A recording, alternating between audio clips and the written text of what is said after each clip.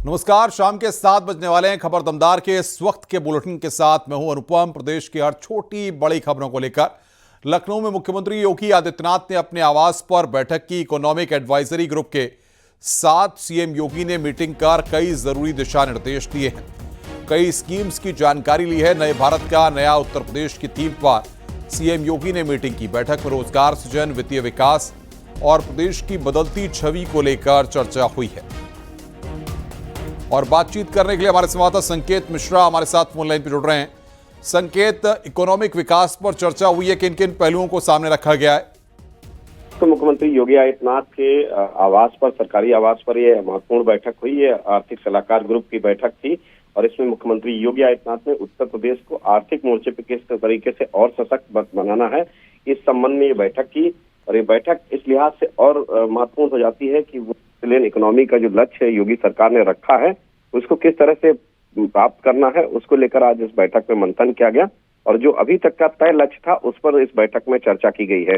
ये काफी महत्वपूर्ण बैठक इस लिहाज से मानी जा सकती है कि उत्तर प्रदेश के विकास को लेकर, आर्थिक क्षेत्र में उत्तर प्रदेश आगे बढ़े, इसको लेकर लगातार योगी सरकार काम कर रही है। और इस बैठक में भी इन बिंदुओं पर मंथन हुआ। जो पिछले जो लक्ष्य दिए गए थे उनकी समीक्षा की गई कि किस स्तर पर आज उत्तर प्रदेश आगे बढ़ रहा है, और इसी दिशा में आज इस बैठक में मंथन किया गया। बहुत बहुत शुक्रिया आपका हमारे साथ जुड़ने के लिए और बातचीत करने के लिए।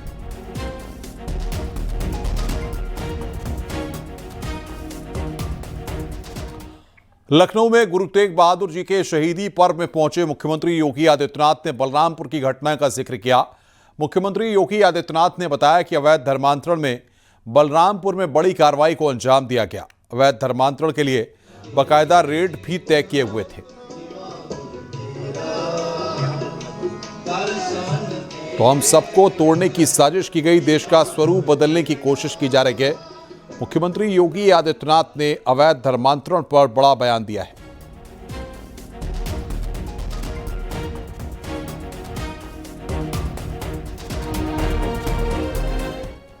हिंदुओं में, ब्राह्मण में, क्षत्रिय में, सिखों में, अन्य ओबीसी जातियों में, अनुसूचित जाति जनजाति के लोगों को कैसे धर्मांतरित करना, सबके रेट उसने तय किए हुए थे। विदेशों से उसमें धनराशि आ रही थी। आप सोचिए, 100 करोड़ से अधिक का ट्रांजैक्शन अब तक उसके 40 खातों में प्राप्त हुआ है और लगातार उस अभियान को आगे बढ़ाने का कार्य कर रहा था। यानी कैसे धर्मांतरण के कार्यक्रम को आगे बढ़ाना है,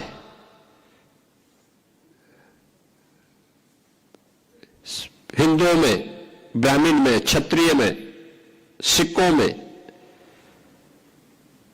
अन्य ओबीसी जातियों में, अनुसूचित जाति जनजाति के लोगों को कैसे धर्मांतरित करना, सबके रेट उसने तय किए हुए थे। विदेशों से उसमें धनराशि आ रही थी। आप सोचिए, 100 करोड़ से अधिक का ट्रांजैक्शन अब तक उसके 40 खातों में प्राप्त हुआ है और लगातार उस अभियान को आगे बढ़ाने का कार्य कर रहा था। एक लोग इस रूप में देश का स्वरूप बिगाड़ने का काम कर रहे हैं। छांगोर बाबा की गिरफ्तारी के बाद यूपी के अल्पसंख्यक कल्याण मंत्री दानिश शहजाद अंसारी और पूर्व मंत्री स्वाति सिंह का रिएक्शन आया है। दोनों ने कहा है कि यूपी की योगी सरकार हर अवैध काम पर अंकुश लगा रही है। कहीं भी देखिए, देश जो है प्रदेश कानून व्यवस्था से चलता है, पारदर्शी व्यवस्था से चलता है। कहीं भी कोई व्यवस्था अगर कोई गड़बड़ करेगा तो निश्चित तौर पर योगी सरकार उसके ऊपर कार्रवाई करेगी। माननीय मुख्यमंत्री जी का इस पर बहुत ही कड़ा रुख है और होना भी चाहिए। किसी भी धर्म के लोगों को दूसरे धर्म में परिवर्तन से रोकना चाहिए और उसी काम को हमारी सरकार कर रही है, माननीय मुख्यमंत्री जी कर रहे हैं। और मुझे लगता है कि जब माननीय मुख्यमंत्री जी इस प्रदेश के अभिभावक हैं तो इस विषय पर किसी भी व्यक्ति को और ज़्यादा सोचने की ज़रूरत नहीं है, सही कार्रवाई होगी। जलालुद्दीन उर्फ छांगोर बाबा पर सूत्रों के हवाले से बहुत बड़ी खबर सामने आ रही है। यूपी एटीएस को मिले कॉल रिकॉर्डिंग के मुताबिक जलालुद्दीन उर्फ छांगोर बाबा अपने सहयोगियों और एजेंटों के साथ कोडवर्ड में फोन पर बात करता था। छांगुर बाबा के कोड को जब डिकोड किया गया तो बहुत बड़ा खुलासा हुआ। छांगुर बाबा लड़कियों को प्रोजेक्ट नाम से पुकारता था। वहीं मोहम्मद अहमद पर छांगुर बाबा के फाइनेंसर होने का आरोप लगा है। न्यूज़ 18 ने मोहम्मद अहमद से भी संपर्क किया। मोहम्मद अहमद ने कहा कि छांगुर बाबा ने उसकी जिंदगी बर्बाद कर दी। अहमद जी नमस्कार, अमित बोल रहा हूँ। हाँ, अमित सिंह, न्यूज़ 18 मीडिया से। बोलिए सर। अहमद जी, हम आपके घर भी गए थे, आपके पिताजी से बात हुआ। तमाम आरोप जो है आप पर लगाए गए कि आप जो जलालुद्दीन हैं, आरोपी धर्मांतरण मामले के, उनके सहयोगी हैं, उनका फाइनेंस आप हैंडल करते हैं। इसमें कितनी सच्चाई है? सर, ये बात पूरी तरह से बेबुनियाद और झूठ है। इनके जो छांगुर बाबा के जो पैसा संभालने वाले हैं, जो फाइनेंसर हैं, वो हैं इजाज मुस्तफा, तनवीर रजा, रब्बानी परिवार, अयमन रिजवी और तमाम लोग हैं। अच्छा, जलालुद्दीन से आपकी क्या संपर्क है? मैं बता रहा हूँ सर, जलालुद्दीन का ऐसा संपर्क है सर कि हमारा जिंदगी तबाह कर दिया है उन्होंने। जलालुद्दीन और छांगुर बाबा की गिरफ्तारी के बाद भी उसके गुर्गे छांगुर बाबा के खिलाफ आवाज उठाने वाले हरिजीत कश्यप को धमकियां दे रहे हैं। गिरफ्तारी के 3 तारीख के बाद तो ये चालू हुआ है सर हमारे साथ, और धमकियां पे धमकियां मिल रही हैं और मीटिंग भी हो रहा है। महुआ बाजार में 10-10, 20-20, 25-25 लोग बैठ करके एक बढ़िया मीटिंग कर रहे हैं कि हरजीत को मार दिया जाए। कुछ अगर हमारे साथ कुछ हुआ तो इसको मरवा देंगे, ये करेंगे, वो करेंगे। बाबा का नेटवर्क अभी काम कर रहा है? बिल्कुल काम कर रहा है। नेटवर्क क्यों नहीं काम करेगा सर? बताइए, जो लोग लीले हैं 25-25 लाख, 30-30 लाख, 20-20 लाख, उसको खाता चेक करवाइए ना, उनकी पत्नियों का खाता चेक करवाइए। मोबाइल से जो बात हो रही है, कॉल डिटेल चेक करवाइए। बाबा के घर पे जो सीसी कैमरा लगा है उसको चेक करवाइए। देखिए कितने लोग इसमें जुड़े हैं और कैसे क्या क्या कर रहे हैं सब। प्रतापगढ़ से लव जिहाद का मामला सामने आया। मंदिर में हिंदू लड़की से शादी कर रहे मुस्लिम व्यक्ति को पकड़ा गया। हिंदू लड़की की उम्र 20 साल है और मुस्लिम व्यक्ति की उम्र 45 साल है। आरोपी की 20 साल पहले शादी हो चुकी है। वो धर्म छुपाकर लड़की से दूसरी शादी कर रहा था। पुजारी को शक हुआ तो पुलिस को बुलाया गया। मतलूब अहमद ने अपना नाम राजीव बताया था। पुजारी मंगला प्रसाद की शिकायत पर धर्म परिवर्तन, हिंदू भावना को ठेस पहुंचाने समेत कई धाराओं में आरोपी के खिलाफ केस दर्ज किया गया है। आरोपी मतलूब प्रयागराज जिले का रहने वाला है। दोपहर लगभग 12 बजे पहचान छुपाकर मां बेला देवी मंदिर पर शादी करने की सूचना पुलिस को प्राप्त हुई। इस सूचना पर तत्काल पुलिस मौके पर पहुंची। 2 लोग जो प्रयागराज से आकर पहचान छुपाकर शादी करने के उद्देश्य से आए थे, उनसे पुलिस के द्वारा पूछताछ की जा रही है। शीघ्र ही पुलिस के द्वारा पूछताछ के उपरांत नियमानुसार वैधानिक कार्रवाई की जाएगी। मथुरा से इस वक्त की बड़ी खबर है। बच्चों समेत 7 बांग्लादेशी पकड़े गए। औरंगाबाद क्षेत्र में अवैध तरीके से रहते सीमा प्रवेश के लिए 8,000 प्रति व्यक्ति दिया। हिंदू संगठन के लोग बांग्लादेशियों को लेकर सिविल लाइन चौकी पहुंचे।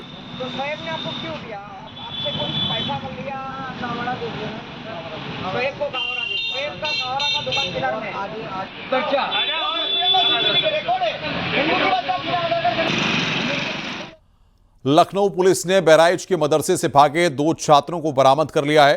पुलिस के मुताबिक ये दोनों बच्चे मदरसे में दी जा रही तालीम से नाखुश थे और स्कूल में पढ़ना चाहते थे। पूछताछ में बच्चों ने खुलकर बताया कि उन्हें धार्मिक शिक्षा की जगह सामान्य स्कूल की पढ़ाई पसंद है, लेकिन परिजन जबरदस्ती मदरसे में रख रहे थे और इसी दबाव और नाराजगी में बच्चों ने मदरसे से भागने का फैसला किया। लखनऊ पुलिस ने बच्चों की काउंसलिंग करते हुए उनके मन की बात समझी और फिर उन्हें परिजनों को सौंप दिया। साथ ही पुलिस ने बच्चों के परिजनों को यह सलाह भी दी कि बच्चों की पसंद और मानसिक स्थिति का ध्यान रखना बेहद जरूरी है। कहाँ से भागे थे? मदरसा। मदरसे से? मदरसा कहाँ पर है? छोटा साहबापुर गांव में। तो मदरसे से क्यों भागे थे तुम? मदरसे में नहीं पढ़ना चाहता, मैं स्कूल में पढ़ना चाहता। स्कूल के बाद मदरसे में जाऊँगा। अच्छा, तुम स्कूल में पढ़ना चाह रहे हो? जी। मदरसे में नहीं जाना चाहते? मुझे मदरसे में नहीं पढ़ना। मतलब मदरसे से भागे थे? जी। तो मदरसे में नहीं पढ़ना चाहते? बोलो। हाँ। तो कहाँ पढ़ना चाह रहे हैं? मदरसे में पढ़ना चाहते हो या स्कूल में पढ़ना चाहते हो? स्कूल में।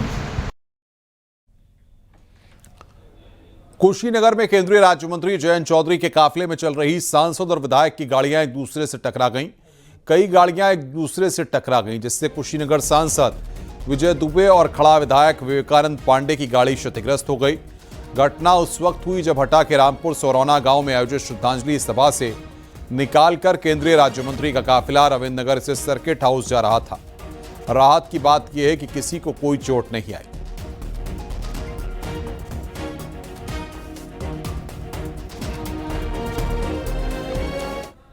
मुजफ्फरनगर में एक फैक्ट्री में जहरीली गैस का रिसाव हो गया। मामला नगर कोतवाली क्षेत्र के बुढ़ाना रोड का है। अंकुर फर्टिलाइजर फैक्ट्री में जहरीली गैस का रिसाव हुआ है।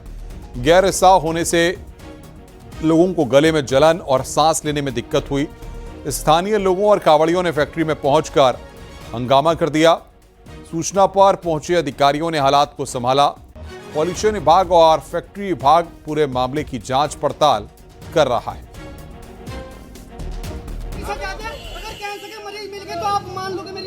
अभी 12 बजे के आसपास से सूचना मिली थी कि यहाँ अंकुर फर्टिलाइजर्स है, यहाँ पे कुछ गैस लीकेज की सूचना मिली थी। तो उसी की जांच करने मैं और पॉल्यूशन विभाग से और कारखाना विभाग से अधिकारी लोग आए हुए थे। उसकी जांच कराई जा रही है कि किस कारण से ये हुआ है। फिलहाल कोई जनहानि नहीं हुई है और जांच का जो भी जांच में तथ्य सामने आएंगे उसके आधार पर निर्णय लिया जाएगा। सहारनपुर कोर्ट ने पत्रकार आशीष धीमान और उसके भाई आशुतोष धीमान की हत्या के मामले में फैसला सुनाया। कोर्ट ने एक ही परिवार की महिला समेत 3 लोगों को उम्र कैद की सजा सुनाई है। तीनों पर 50-50 हजार रुपए का जुर्माना भी लगाया गया।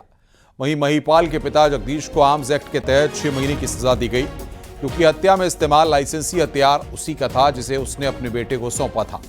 बता दें कि 18 अगस्त 2019 को माधवनगर में पत्रकार आशीष धीमान और उसके भाई आशुतोष धीमान की घर में घुसकर गोली मारकर हत्या कर दी गई थी।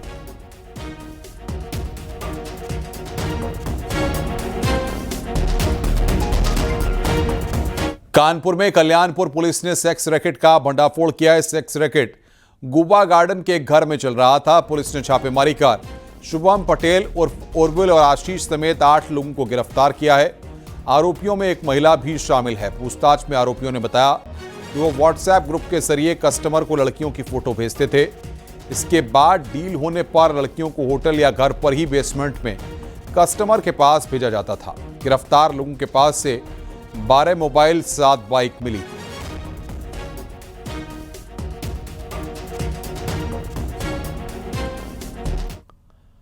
आगरा में साइबर क्राइम पुलिस ने ठगी के लाखों रुपए पीड़ितों के खातों में वापस करवाए। अब इन मामलों में ठगों की तलाश में जुट गई है। साइबर क्राइम पुलिस को पीड़ित ने सूचना दी थी कि कम पैसा लगाकर ज्यादा मुनाफे का लालच देकर साइबर ठगों ने लगभग 22 लाख रुपए जमा करवाए। वहीं दूसरे मामले में पीड़ित ने बताया कि यूपीआई के जरिए ठगों ने उससे 1 लाख रुपए ठगे हैं। पहले मामले में पुलिस ने ठगी के 12 लाख जबकि दूसरे मामले में पूरे 1 लाख रुपए वापस करवाए। रकम जिन खातों में साइबर ठगों ने जमा करवाई थी उन खातों को भी पुलिस ने फ्रीज कर दिया है।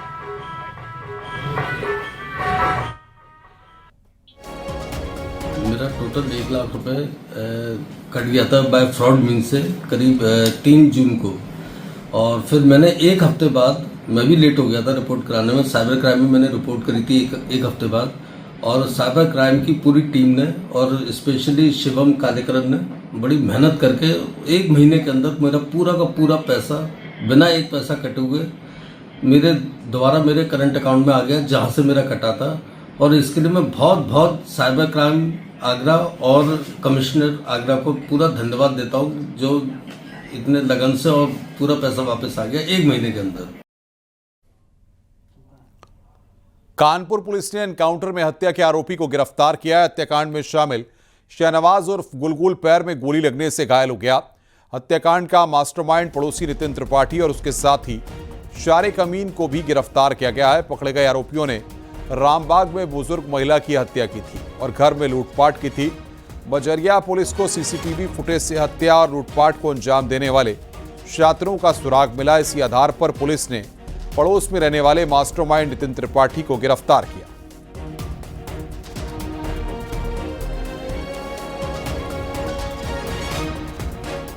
प्रयागराज में ज्वेलरी की दुकान से लाखों की चोरी का मामला सामने आया है। ज्वेलरी की दुकान पर पहुंचे एक शातिर चोर ने दिन दहाड़े लूट की बड़ी घटना को अंजाम देकर फरार हो गया। घटना के बाद मौके पर हड़कंप मच गया। दुकान मालिक ने शोर मचाया, लेकिन तब तक शातिर सोने की चेन से भरे बॉक्स को लेकर फरार हो चुका था। एक युवक दुकान में आया और सोने की चेन खरीदने की बात करने लगा। उधर उसे चेन दिखाने के लिए सोने की चेन से भरा बॉक्स लेकर उसके सामने रख दिया। उस बॉक्स में अलग अलग दामों और तोले के हिसाब से करीब 8 लाख के सोने की चेन रखी थी। जैसे ही उसे बॉक्स दिया, देखते ही देखते वो बॉक्स लेकर भाग निकला। शातिर चोर की फोटो दुकान के बगल में लगे सीसीटीवी कैमरे में कैद हो गई। सूचना पर पहुंची नैनी पुलिस ने पूरे मामले की जांच पड़ताल शुरू कर दी है।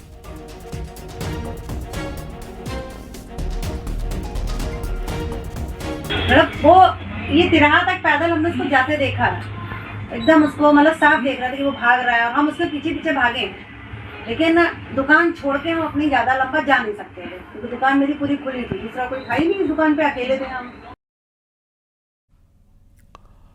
अंबेडकर नगर में तस्करों के मंसूबों पर पुलिस ने पानी फेर दिया। पुलिस ने 80 किलो 300 ग्राम गांजे के साथ 3 शातिर तस्कर गिरफ्तार किए हैं। तस्करों के पास से एक कार भी बरामद की गई है।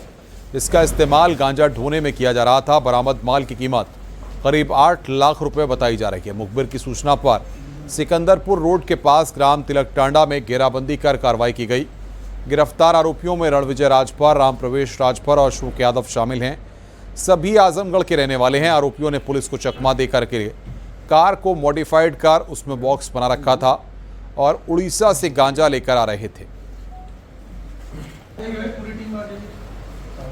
अंबेडकर नगर पुलिस ने एक बड़ी सफलता हासिल की है। अंबेडकर नगर पुलिस ने 3 आरोपियों के साथ 80 किलो गांजा भी बरामद किया। गांजा रखने और गांजा बेचने का तरीका आपको दिखाते हैं। ये गाड़ी है, गाड़ी में मॉडिफाई करके एक डिग्गी बनाई गई है अंदर से, सीट के बाद से आप देखिए इसको, इस तरीके से इन लोगों ने मॉडिफाई किया था। मॉडिफाई करके इसको अंदर से सीट के माध्यम से इसमें सीट को काट कर एक गेट बनाया गया था, जिससे पुलिस जब चेकिंग करती थी तो इस डिग्गी का उनको पता नहीं चलता था, जिसकी वजह से ये गाड़ी कभी पकड़ी नहीं जाती थी। लेकिन पुलिस की सतर्कता के बाद 80 किलो गांजा के साथ 3 लोगों को गिरफ्तार कर जेल भेज दिया गया है। न्यूज 18 के लिए मनीष वर्मा, अंबेडकर नगर। चित्रकूट में फ्रूटी पीने से एक बच्ची की तबीयत खराब हो गई। बच्ची का एक प्राइवेट अस्पताल में इलाज चल रहा है। मामला शहर कोतवाली क्षेत्र के चक्रेही चौराहे का है। 10 साल की बच्ची अदिति ने 5 रुपए वाला फ्रूटी पाउच खरीदकर पिया था, जिसके बाद बच्ची की तबीयत बिगड़ गई। वो उल्टी करने लगी। जब पिता ने पैकेट फाड़कर देखा तो उसमें कीड़ा निकला। बच्ची को अस्पताल में भर्ती कराया गया है। फिलहाल बच्ची की हालत ठीक है।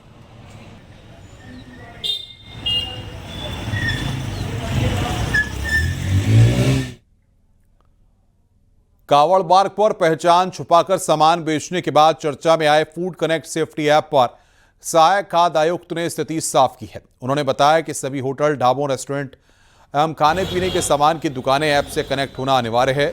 ऐप के QR कोड से ग्राहक को संचालक का नाम, लाइसेंस, सामान के रेट एवं गुणवत्ता की जानकारी मिल जाएगी। फिलहाल कावड़ मार्ग पर लाइसेंस एवं QR कोड लगाया गया है। हमने इसमें नीचे रेट लिस्ट का भी एक ऑप्शन दिया है, तो वो जितने भी खाद्य कारोबार करता है उसका रेट लिस्ट, अपना रेट भी लिखेंगे कि क्या क्या सामग्री वो विक्रय के लिए उन्होंने रखी हुई है। तो उसमें निर्धारित जो रेट हैं उससे, ताकि कोई भी ऐसी कामन रूट पर ओवर रेटिंग संबंधी समस्या ना आए, जो रेट उन्होंने लिखी है उसी रेट पर ही वो खाद्य सामग्री को उपलब्ध कराएं। मेरठ में कावड़ यात्रा को बिजली दुर्घटना मुक्त बनाने के लिए बिजली विभाग ने खंभों पर चमकीली पॉलीथीन लगाई है, ताकि करंट लीकेज रोका जा सके और वे आसानी से दिखें। विभाग ने 7000 लाइनें सुधारी हैं और झुके पोलों को भी ठीक किया गया है। सुचारू रूप से बिजली आपूर्ति के लिए एक स्पेशल कंट्रोल रूम और 24 घंटे एक्टिव टीम भी बनाई गई है।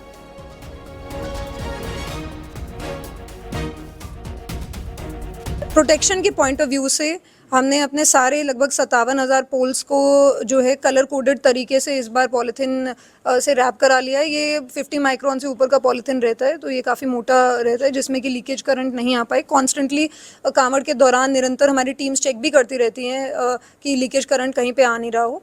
इसके अलावा हमारे जितने रोड क्रॉसिंग्स हैं लगभग 2000 वहाँ पे सेफ्टी इंश्योर कर ली गई है। लगभग हमारा जो है 7000 लाइंस जो सैग थी उनको टाइट करा लिया गया है और लगभग 3600 हमारे जितने ट्रांसफार्मर्स हैं उनको बैरिकेड करा लिया गया है।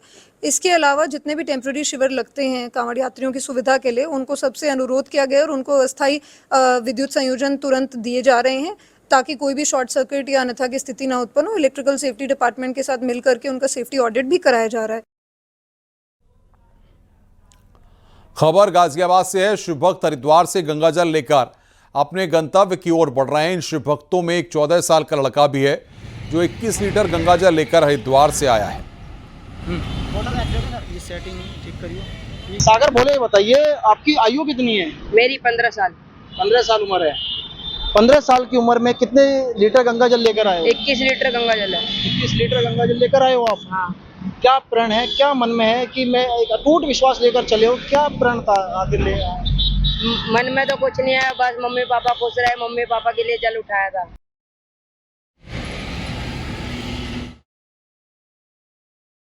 मार्ग पर पड़ने वाली शराब की दुकानों को पूरी तरह से ढक दिया गया है। वहीं मीट की दुकानों को बंद करवा दिया गया है। यात्रा रूट में जगह जगह पुलिस फोर्स तैनात है और सीसीटीवी कैमरे लगाए गए हैं। मैं इस वक्त मौजूद हूँ दिल्ली हरिद्वार कांवड़ रूट पर। इस बार प्रशासन आस्था के साथ साथ सुविधाओं पर भी ध्यान दे रहा है।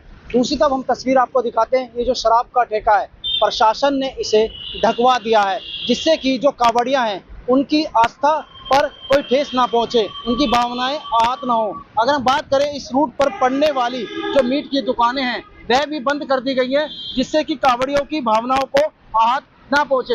अगर दूसरी तरफ की तस्वीर दिखाएं सुरक्षा को लेकर ये जो बिजली के पोल हैं इन्हें भी पन्नी से ढक दिए गए हैं जिससे कि किसी प्रकार की दुर्घटना घटित ना हो। तो साफ तौर पर प्रशासन इस बात को लेकर ध्यान दे रहा है। जो कांवड़ियां हैं उनकी सुरक्षा और सुविधाओं पर सतर्कता बरती जा रही है।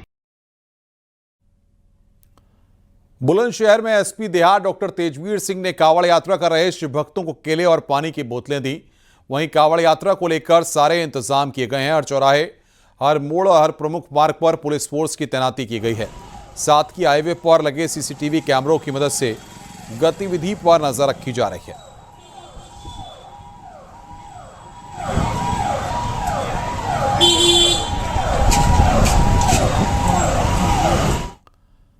चंदौली में भी डीएमएसपी ने कांवड़ यात्रा की तैयारियों का जायजा लिया। हाईवे पर कांवड़ियों के लिए सर्विस लेन को आरक्षित किया गया है। वहीं बिहार बॉर्डर से वाराणसी बॉर्डर पर भरी वाहनों की आवाजाही को रेगुलेट किया जाएगा। डीडीयू स्टेशन से झारखंड के लिए देवघर के लिए कांवड़िये ट्रेन से जाते हैं, इसलिए रेलवे स्टेशन का भी जायजा लिया गया।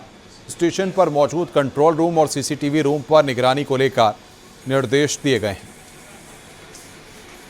देखिए, जो हम लोग के तमाम तौर पर जिला स्तर पे और रेलवे स्टेशन के लिए खास तौर पे संबंधित विभाग आरपीएफ, जीआरपी सबसे वार्ता की गई है। इसमें सबसे पहले तो जो एडिशनल ट्रेन्स की व्यवस्था रहती है, साथ में जो अनाउंसमेंट सिस्टम है वो बहुत ही गंभीरतापूर्वक स्टेशन पे लिया जाए, सभी से वार्ता की गई है। और ये इंश्योर कराया गया कि अगर भीड़ बढ़ती भी है तो होल्डिंग एरियाज़ की जो व्यवस्था रहेगी, कहाँ लोगों को रोका जाएगा और उनको सुरक्षित तरीके से गंतव्य स्थल तक पहुँचाया जाए, सबसे वार्ता की गई है। यहाँ का कंट्रोल रूम को भी हम लोगों ने देखा है, सीसीटीवी कैमराज के थ्रू निगरानी भी की जाएगी। रुक रहे हैं यहाँ पर ब्रेक के लिए। खबरों का सिलसिला लगातार जारी है।